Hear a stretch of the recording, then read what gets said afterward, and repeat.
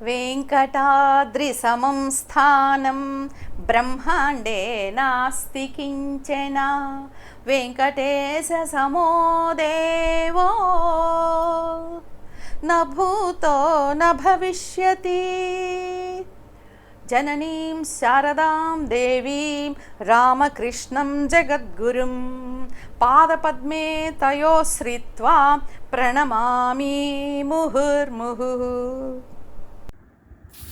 సర్వదేవదేవీ స్వరూపాయ శ్రీరామకృష్ణాయ నమః.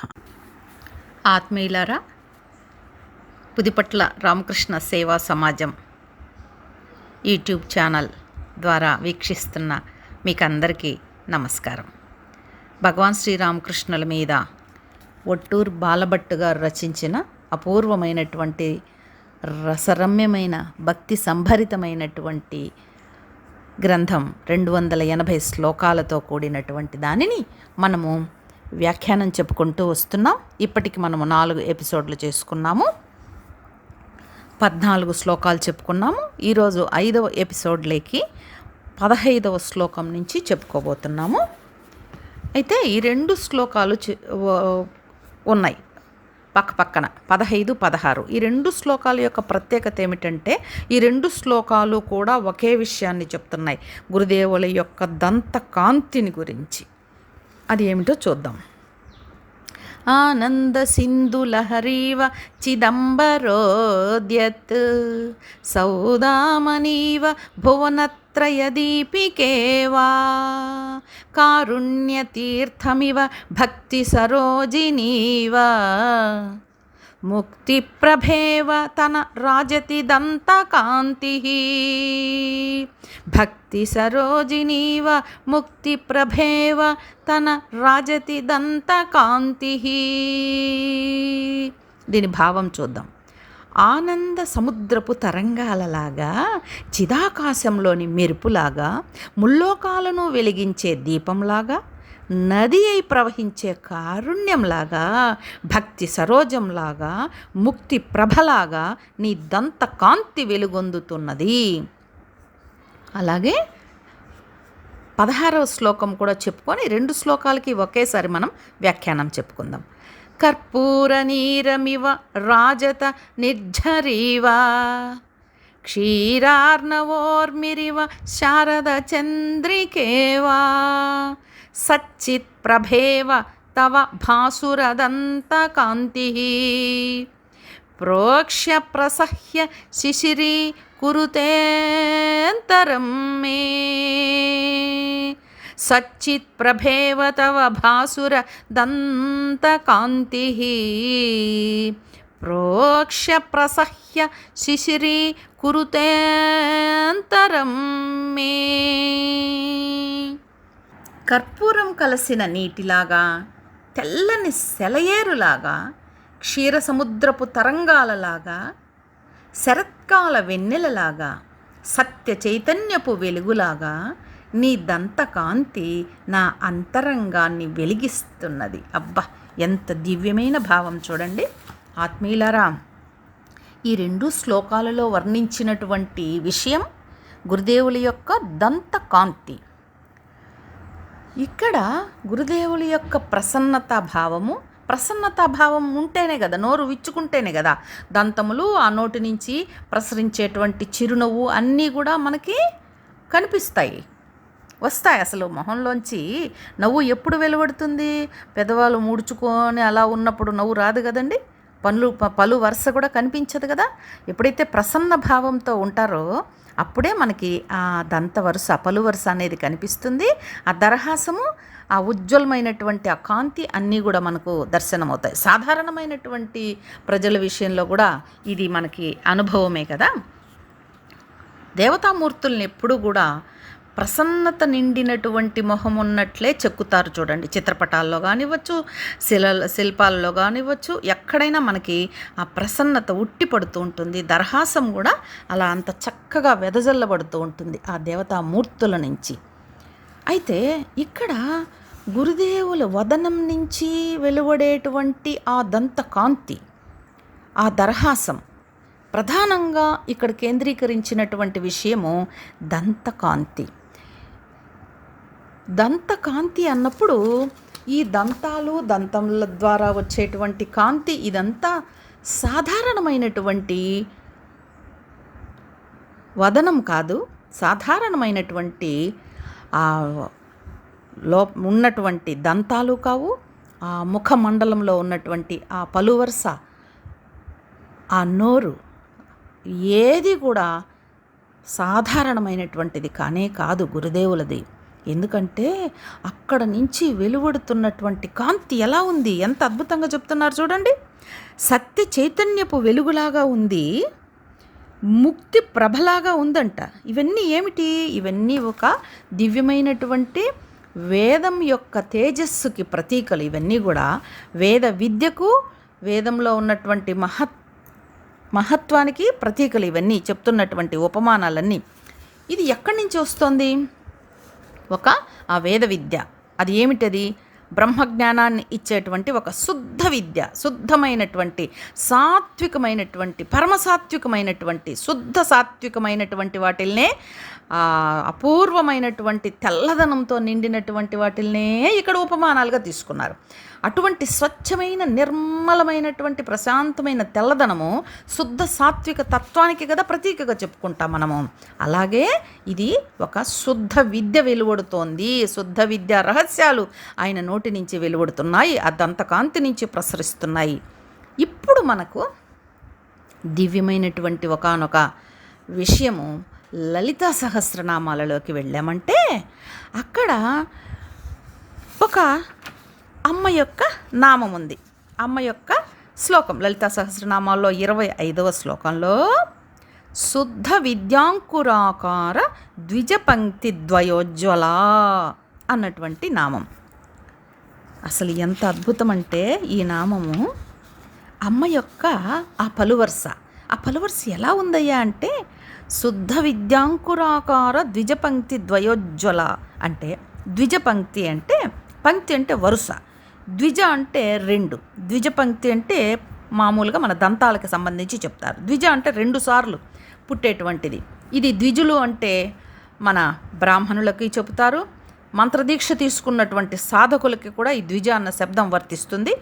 ఈ వ్యాఖ్యానమంతా కూడా మనం ఎక్కడి నుంచి చదువుకుంటున్నాము, ఎక్కడి నుంచి గ్రహిస్తున్నాము, ఈ అపూర్వమైనటువంటి భావనంతా కూడా మనము బ్రహ్మశ్రీ వ్యాఖ్యాన వాచస్పతి మహనీయులు అయినటువంటి బ్రహ్మశ్రీ సామవేదం షణ్ముఖ శర్మ గారు రచించిన లలితా సహస్రనామానికి అపూర్వమైనటువంటి వ్యాఖ్యానంతో కూడిన శ్రీ లలితా విద్య అన్న చోటు నుంచి దీనిని మనము గ్రహిస్తున్నాం, ధ్యానిస్తున్నాం. అమ్మ పలువరుస కనిపిస్తోంది. ఏమిటి పలువరుస అంటే ఇదే చెప్పుకుంటున్నాం కదా, ద్విజులు. ఈ ద్విజుల యొక్క వరుస, ద్విజ అంటే దంతాలకు కూడా వర్తిస్తుందన్నమాట.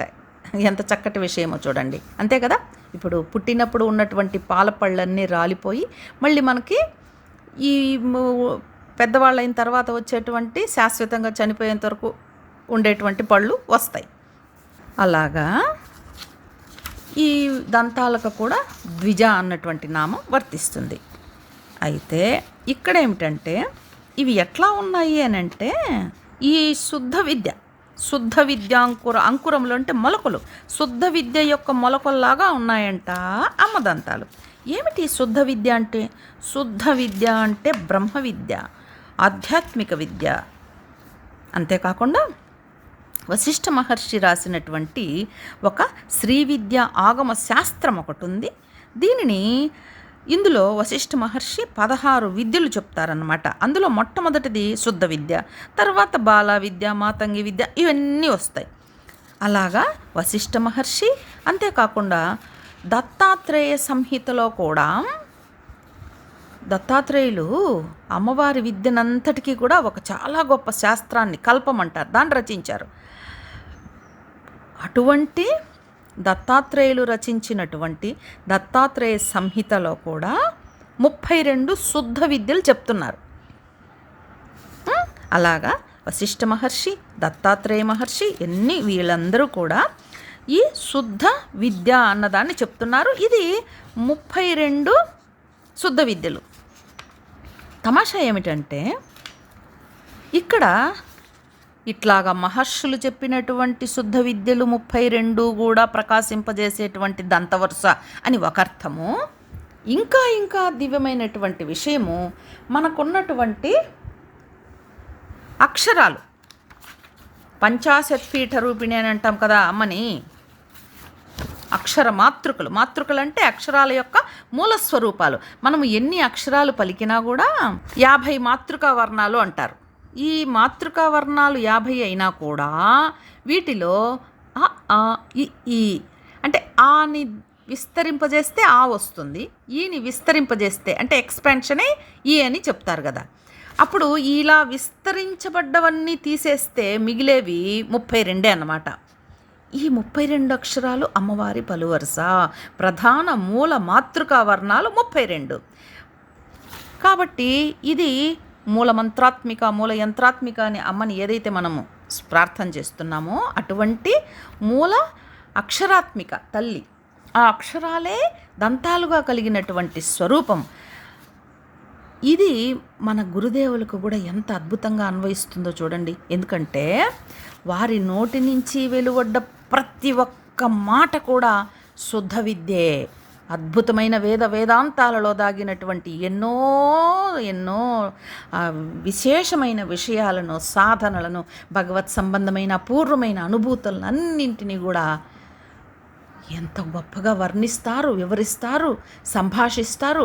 ఇంకా వేరే ఏ మాట కూడా నోటి నుంచి రాదు కదా గురుదేవుల నోటి నుంచి. కాబట్టి గురుదేవుల యొక్క దంతములు కూడా శుద్ధ విద్యాంకురములే. సాక్షాత్తు అమ్మవారే కదా. ఇది అండి, ఇది మనం బాగా గట్టిగా పట్టుకోవలసినటువంటి విషయము. సాక్షాత్తు ఆ తల్లి ఏమి హామీ ఇస్తోంది మనకు? దేవి భాగవతంలో కనిపిస్తోంది మనకు. సాధూనాం రక్షణం కార్యం హంతవ్యా ఏ అప్య సాధవః వేద సంరక్షణం కార్యం అవతారైరనేకశః యుగే యుగే తానేవాహమవతారాన్ బిభర్మిచ. సాధు సత్పురుషులను రక్షించడం, వేదాలను కాపాడడం, దుష్టులను శిక్షించుట కొరకే నా ద్వారా అనేక అవతారములు ఎత్తబడుతున్నవి. ఒక్కొక్క యుగములో ఆయా అవతారాలని నేను ధరిస్తూ ఉంటాను. ఇది ఆ తల్లి ఇచ్చినటువంటి వాగ్దానం, హామీ. ఏమిటి? భగవద్గీతలో స్వామి చెప్పినట్లే యదా యదా హి ధర్మస్య గ్లానిర్భవతి భారత అని, ఆ ధర్మ గ్లాని ఏర్పడినప్పుడు సాధు సత్పురుషులను రక్షించడానికి, వేదాలను కాపాడడం కోసము అమ్మ నేను అవతారాలను ధరిస్తాను అని చెప్పింది కదా. అలా ధరించిన విశేషమైన అవతారమే కదా గురుదేవులు. మరి గురుదేవులకి అమ్మవారికి భేదమేముందండి? శారదమ్మ తల్లి గురుదేవుల యొక్క మహానిర్యాణం, మహాసమాధి చెందినప్పుడు అమ్మా కాళీ నువ్వెక్కడికి వెళ్ళిపోయావు అని బిగ్గరగా రోధిస్తుంది ఆ తల్లి. అలాగే శ్యామపకూరులో గురుదేవులు క్యాన్సర్ చికిత్స కోసము, ట్రీట్మెంట్ కోసం అక్కడ ఉంచారు గురుదేవుల్ని. అక్కడ స్వామి ఒకరోజు పూజ చేయాలి అనే ఒక అభిప్రాయాన్ని చెప్తారు శిష్యులందరికీ. సరే అందరూ కూడా అమర్చుతారు, పూజా సామాగ్రి అంతా అమర్చుతారు, అమ్మ యొక్క విగ్రహం తీసుకొచ్చి పెడతారు. ఏం పూజ చేయరు, ఏమిటబ్బా అని అందరూ కూర్చున్నారు, గమ్మును చూస్తున్నారు, ఎప్పుడు పూజ చేస్తారా అని ఆనందంగా. ఆఖరికి గిరీష్ చంద్ర ఘోష్కి అద్భుతమైనటువంటి ఆలోచన వస్తుంది. ఓహో, గురుదేవులులో అమ్మని పూజించాలి మనం ఇప్పుడు. గురుదేవుల్లో అమ్మ ఆవహించుంది. గురుదేవులే అమ్మ కదా, జగజ్జనని కదా అన్నట్టుగా ఆ పూజా పుష్పాలన్నీ తీసి అపూర్వంగా గురుదేవుల్ని పాదాలకు అర్పిస్తూ జై గురుదేవ జై మా అని చెప్పి బిగ్గరగా అరుస్తారు. ప్రజలు, అక్కడున్న భక్తులందరిలో ఒకానొక దివ్యావేశము, అపూర్వమైనటువంటి భక్తి పొంగి పొరలిపోయి అందరూ కూడా గురుదేవుల పట్ల అంతటి భక్తి ప్రపత్తుల్ని సాక్షాత్ అమ్మవారిని చూస్తున్నట్టుగానే చూశారు. అక్కడ అటువైపు గురుదేవులు కూడా అలాగే దర్శనమిచ్చారండి. వరద అభయహస్త ముద్ర ధరించారు. ఉజ్వలమైన దరహాసం ప్రకాశిస్తోంది. పులకించిపోయారు అందరూ కూడా. అపూర్వమైనటువంటి తేజస్సు వెలువడుతోందంట. ఎంత దరహాసము, ఎంత దేవి ముద్రలు పట్టారు గురుదేవులు. వాళ్ళకి తర్వాత జీవితాలలో ఏ విధమైన కష్టమో బాధ కలిగినప్పుడు ఈ ముద్రలు ధరించినటువంటి ఆ దివ్యమైనటువంటి రూపాన్ని గుర్తుకు చేసుకుంటే మనసుకు ఎంతో ఎంతో శాంతి, ఉపశమనము, అపూర్వమైనటువంటి ఆనందము పొంగి పొరలుతాయని అక్కడ మనం చదువుతాం కదా. మరి సాక్షాత్తు గురుదేవులు అమ్మవారే కదా. మరి అమ్మవారికి వర్తించేటువంటి ఈ వ్యాఖ్యానం అంతా కూడా శుద్ధ విద్యాంకురాకార ద్విజపంక్తి ద్వయోజ్వల అన్నది గురుదేవులకి ఖచ్చితంగా వర్తించి తీరుతుందండి. అట్లాగా ఆ శుద్ధ విద్యను వెలువరించేటువంటి మొలకలు ఉజ్వలంగా భాసిస్తున్నాయి అవి. అసలు చూడండి, ఆ చిత్రపటంలో కూడా అసలు ఆ నవ్వు ఎవరైనా మామూలు మనుషులు నవ్వగలరా? ఆ దరహాసం ఎంత దివ్యమైనటువంటి ఉత్కృష్టమైన స్థాయిలో నిరంతరము ఆ సమాధి స్థితులలో అసలు ఆయన ఎక్కడుంటారు, ఏ స్థితిలో ఉంటారు? భావముఖం అంటే అద్వైమైనటువంటి అఖండమైనటువంటి ఆ పరబ్రహ్మ ఉన్నటువంటి చైతన్య స్థితిలో నుంచి ఈ లోకానికి, ఈ జగత్తులోకి వస్తూ పోతూ ఉండేటువంటి మానసిక స్థితి కదా ఆయనది. ఆ దివ్యత్వం అంతా కూడా మనకి ఆ వదనంలో, ఆ దరహాసంలో, ఆ దంత పంక్తిలో, ఆ తెరుచుకున్న పెదవులలో మనకి దర్శిస్తూ ఉంటాం కదా. మనం ప్రకటితం అవుతోంది కదా అదంతా కూడా. ఆ దివ్యత్వం ఏమి దివ్యత్వం అండి అసలు. అట్లాగా ఈ వ్యాఖ్యానం అంత గొప్పగా మన గురుదేవులకి కూడా వర్తిస్తుంది. ఈ ద్విజపంక్తి ద్వయోజ్వల అన్నటువంటి నామం. అంతేకాదు ఇంకొకటి మనం ఏదైతే చెప్పుకున్నామో శుద్ధ విద్యలన్నింటిలోకి ఏది శుద్ధ విద్య? బ్రహ్మ విద్య, ఆధ్యాత్మిక విద్య మాత్రమే అని చెప్పుకున్నాం కదా. అటువంటి విద్యని ప్రసాదించేటువంటి ఆ విద్యకి ఒక పరిపుష్టతని, వికాసాన్ని, తిరిగి నూతనమైనటువంటి ఉత్తేజాన్ని ఇచ్చినటువంటి అవతారం కదా గురుదేవులు. ఒక చోట చెప్తారు, ఏమని చెప్తారంటే, ఆయన మధురనాథ్తో కలిసి కాశీ క్షేత్రము ఇవన్నీ సందర్శించారు. ప్రపంచం మొత్తం పరిశీలనగా చూస్తున్నారు. ఆయనకి ఎంత సూక్ష్మాతి సూక్ష్మమైనటువంటి పరిశీలనాత్మక దృష్టి ఉందో చెప్పలేము అసలు. చాలా చిన్నప్పటి నుంచి కూడా, ఇంత చిన్నప్పుడే ఎదుటి మనిషిలో ఒక కపటత్వాన్ని కనిపెట్టేసేవారు ఆయన. ఏ ఉద్దేశంతో ప్రవర్తిస్తున్నారు, మాట్లాడుతున్నారు అనేటువంటి విషయం తర్వాత ఇంక అసలు చెప్పాల్సిన అవసరమే లేదు. అటువంటి దివ్యమైనటువంటి అత్యంత సునిశ్చితమైనటువంటి బుద్ధిశక్తితో, తీక్షణమైనటువంటి మేధశక్తితో ఆయన మొత్తము పరిసరాలని, ప్రజలని, వాళ్ళ అంతఃకరణలని అన్నింటినీ పరిశీలించేవారు. ఆ పరిశీలన దృష్టితో ఆయన ఏం కనుక్కున్నారంటే, ప్రపంచంలో ఎక్కడ చూసినా కొరవడినటువంటి, అంటే తక్కువ పడినటువంటి ఆధ్యాత్మిక శక్తి సమస్తము కూడా తనలో నింపివేసింది ఆ తల్లి అన్న విషయాన్ని గ్రహించారు. ఇది ఎంత అద్భుతమో చూడండి. అంటే ఒకవైపు నుంచి చూస్తే సాక్షాత్తు జగజ్జనని, అందులో సందేహం లేదు. ఇటువైపు చూస్తే జగజ్జననిని అంటిపెట్టుకొని ఎంతో అపూర్వమైనటువంటి బిడ్డలాగా వాత్సల్య భావంతో, ఒక మాతృభావంతో అమ్మ మీదనే ఆధారపడినటువంటి నిర్మలమైనటువంటి మనస్తత్వం కలిగిన ఒకానొక నిష్కల్మష హృదయం కలిగినటువంటి ఒక సాధక భావంతో ఈ రెండు రకాలుగాను మనం గురుదేవుల్ని దర్శిస్తాం కదా. అట్లాగా ఆయన ఏమనుకున్నారు?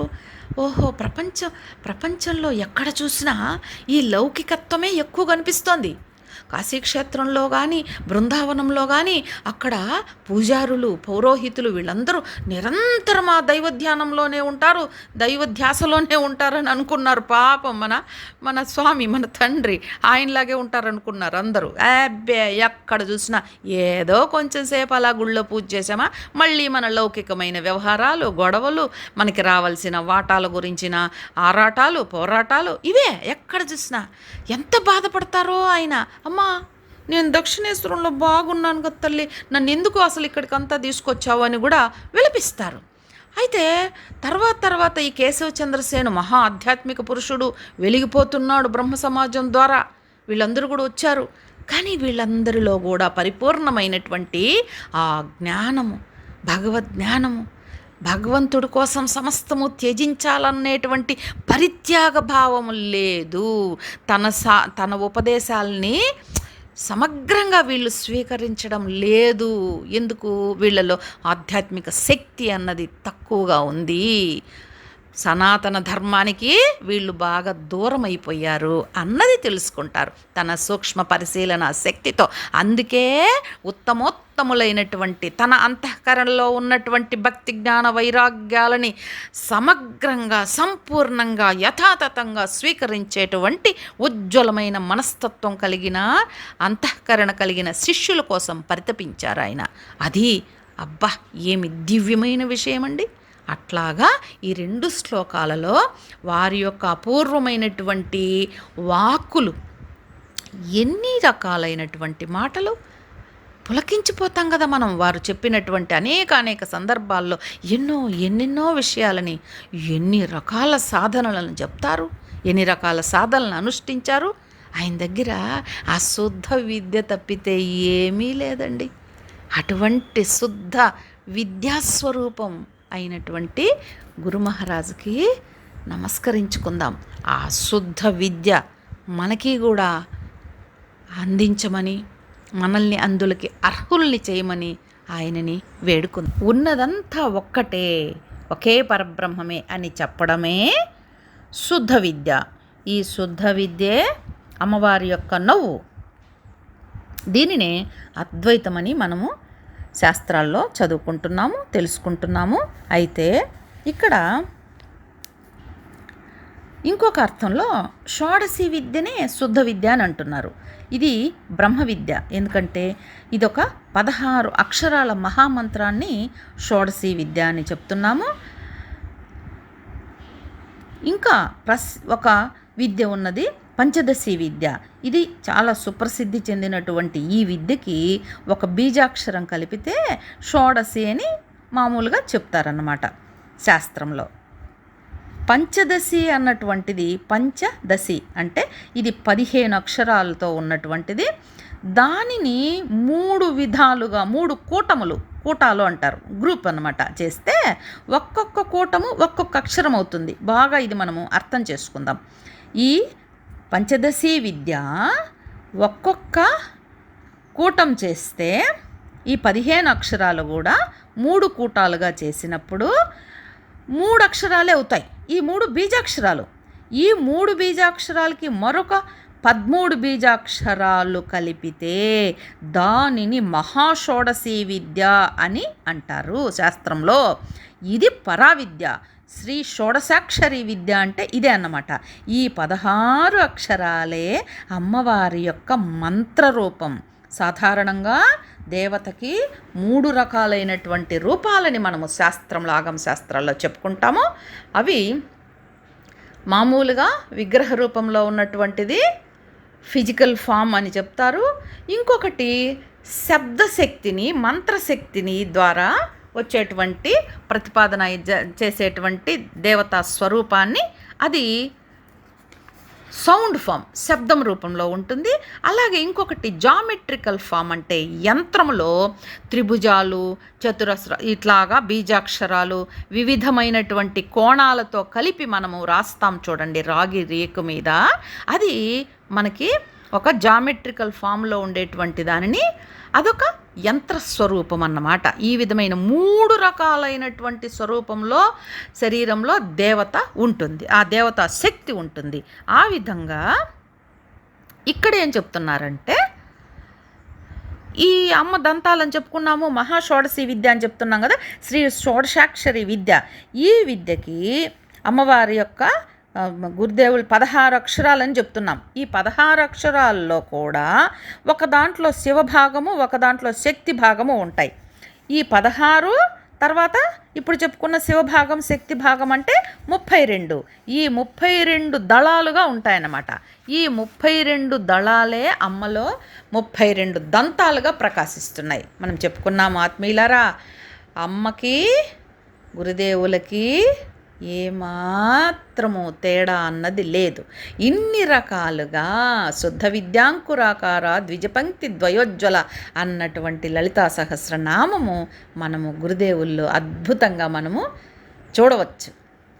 అటువంటి విద్యని, అటువంటి నవ్వుని, అటువంటి కాంతిని మనకు ఈ మహాత్ములు ఈ 2 శ్లోకాల ద్వారా దర్శింపజేశారు ఒట్టూరు బాలభట్ట గారు. తర్వాత హే రామకృష్ణ నిరుపాధిక తత్పదార్థస్థానే భవాన్ గుణ విశేషణ శక్తిశూన్య కాంతిం శ్రుతం సువసనం ద్రవిణం విభూతిం సర్వం లిసృజ్య కృతవా నవతారలీలా ద్రవిణం విభూతిం సర్వం లిసృజ్య కృతవానవతారలీలాం. ఇది 17వ శ్లోకం. హే రామకృష్ణ, నీవు దేహ సౌందర్యాన్ని, పాండిత్యాన్ని, మేలైనటువంటి వస్త్రాలను, ధనాన్ని, వైభవాన్ని అన్నింటినీ విసర్జించి అవతార లీలను ఘటించడం సముచితమే. ఎందుకంటే నిర్గుణము నిరుపాధికము అయిన సత్యవస్తువు నీవే కదా. ఎందుకంటే ఇక్కడ ఏం చెప్తున్నారంటే గురుదేవుల దగ్గర ఐశ్వర్యమేమీ లేదు. దేహ సౌందర్యము, మేలైన వస్త్రాలు, ధనం, వైభవం అన్నింటినీ విసర్జించి పారేశారు. ఒక పేద బ్రాహ్మణుడిగా నిరుపేద కుటుంబంలో జన్మించి ఏ విధమైనటువంటి పటాటోపాలు, వైభవాలు, ఆర్భాటాలు ఏమీ లేకుండా ఎంతో ఎంతో చాలా సరళమైనటువంటి అవతార లీలని ఘటించడం సముచితమే. ఎందుకంటే నీవు నిర్గుణమైనటువంటి సత్యవస్తువు నువ్వే కదా స్వామి అని ఈ శ్లోకానికి భావం. అలాగే ఎందుకు ఇలాగా ఈయన ఇలా ఈ రూపం దాల్చాడో చెప్తున్నారు తర్వాత శ్లోకంలో ఎంతో చమత్కారంగా. నూనం సుదూరమపసారయితుం సకామానంగీచకర్త పరిపూర్ణమకించనత్వం యస్మాత్తవాంతికమకామిన ఏవ భక్త ఆయాంతి కేవల పదార్చన మాత్రశీలా. మకామిన ఏవ భక్త ఆయాంతి కేవల పదార్చన మాత్రశీలా. ఏమంటే దీని భావము, కోరికలతో నీ దరి చేరే వారిని పారద్రోలడానికే నీవు నిరుపేదవైనావంట. అందువలన కోరికలు లేనివారు, కేవలం నీ పదార్చన శీలురైన వారు మాత్రమే నిన్ను ఆశ్రయిస్తున్నారు. ఎంత అద్భుతమో చూడండి. ఎందుకయ్యా ఇంత నిరుపేదగా జన్మించాడు ఈయన ఏమీ లేకుండా అంటే, ఎన్నెన్నో కోరికలతో అది కావాలి ఇది కావాలి అని వచ్చేవాళ్ళు ఉంటారు కదా, వాళ్ళందరినీ దూరం పెట్టడానికే నువ్వు నిరుపేదగా ఉన్నావయ్యా. అందువలన ఏమైంది, కోరికలు ఉండేవాళ్ళు, మహా అద్భుతమైనటువంటి మహిమలు ఇవన్నీ చూపించాలి అనుకునేవాళ్ళు, కావాలనుకునేవాళ్ళు ఎవ్వరు కూడా నీ దరిదాపులకి రాలేరు. ఎవరు రాగలరు అంటే నీ పదార్చనశీలురు. నిష్కల్మషమైనటువంటి నిజమైనటువంటి హృదయపూర్వకమైనటువంటి అంతరాంతరాలలో పెళ్ళుబికే భక్తి భావన కలిగిన వాళ్ళు మాత్రమే నీ దగ్గరికి రాగలరు. ఎంత దివ్యమైనటువంటి స్టేట్మెంట్ ఇచ్చారో చూడండి. ఇది మనకి గురుదేవులు కూడా చెప్తారండో. ఏం చెప్తారు, జీవితంలో ఎవరైనా సరే మనస్ఫూర్తిగా ఒక్కసారైనా భగవంతుని ఆరాధించిన వాళ్ళు ఇక్కడికి తప్పకుండా వస్తారు అని చెప్తారు. అది కదా ఇక్కడ అంత స్వచ్ఛమైనటువంటి మనస్సు, హృదయము కలిగినటువంటి వాళ్ళు మాత్రమే ఇక్కడికి రాగలరు. అద్భుతం అండి, మహాద్భుతం. అటువంటి స్వచ్ఛమైన కేవలము ఆ పదములని ఆరాధించాలి అనేటువంటి ప్రగాఢమైన కాంక్ష తప్ప వేరే ఏ కాంక్ష మనలో లేకుండా ఉండునట్లు గురుదేవులు చేయుగాక. అటువంటి వరాన్ని కోరుకుందాం మనమందరం. జై శ్రీరామకృష్ణ, జై శారదామ, జై స్వామి వివేకానంద.